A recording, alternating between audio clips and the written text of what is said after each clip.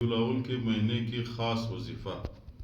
ربیع الاول کا مہینہ میرے بھائیوں سٹارٹ ہو گیا ہے۔ امت محمدی کے لیے ربیع الاول کے مہینے کی بہت زیادہ اہمیت ہے، کیونکہ اس میں پیغمبر علیہ الصلوۃ والسلام کی ولادت بھی ہوئی ہے اور پیغمبر علیہ الصلوۃ والسلام کی وفات بھی اسی مہینے میں ہوئی ہے، دونوں اسی مہینے میں ہے۔ تو اس مہینے کی ایک خاص وظیفہ ہے۔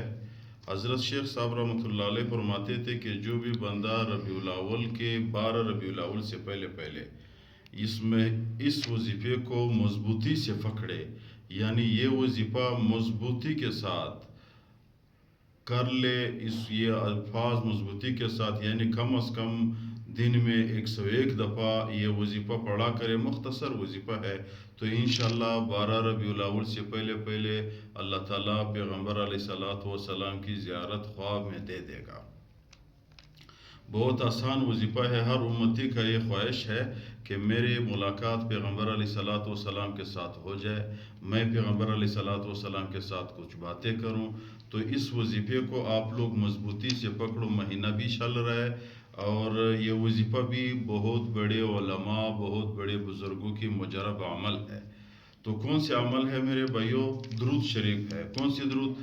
اللہم صلی علی روح محمد فی الارواح وصلی علی جسد المحمد فی الاجساد وصلی علی قبر محمد فی القبور۔ کیا مطلب ہے؟ اے میرے رب، اللہم صلی علی روح محمد، اے میرے رب درود نازل کرو پیغمبر علیہ الصلوۃ والسلام کی روح پر، فی الارواح تمام ارواح میں، خاص پیغمبر علیہ الصلوۃ والسلام کی روح پر درود نازل کرو۔ وصلی علی جسد محمد فی الاجساد، اسی طرح درود نازل کرو، رحمت نازل کرو پیغمبر علیہ الصلوۃ والسلام کی جسد اطہر پہ، فی الاجساد تمام جسموں میں سے۔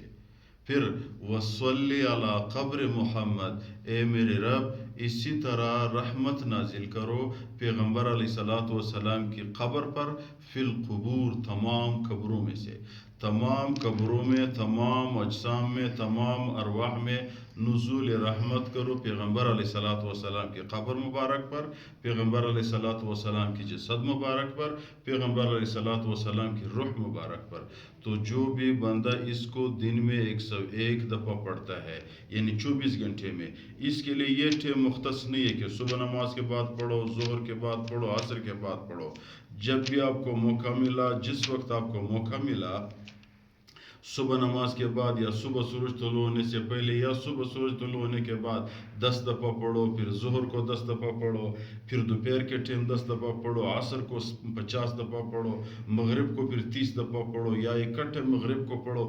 کوئی ممانعات اس میں نہیں ہے، نہ کوئی شرط اس میں ہے کہ خاص اس ٹائم پہ پڑھنا ہے۔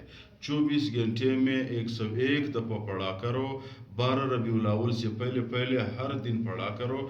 انشاءاللہ تعالیٰ آپ کو 12 ربیع الاول سے پہلے خواب میں پیغمبر علیہ الصلوۃ والسلام کی زیارت نصیب ہو جائے گی۔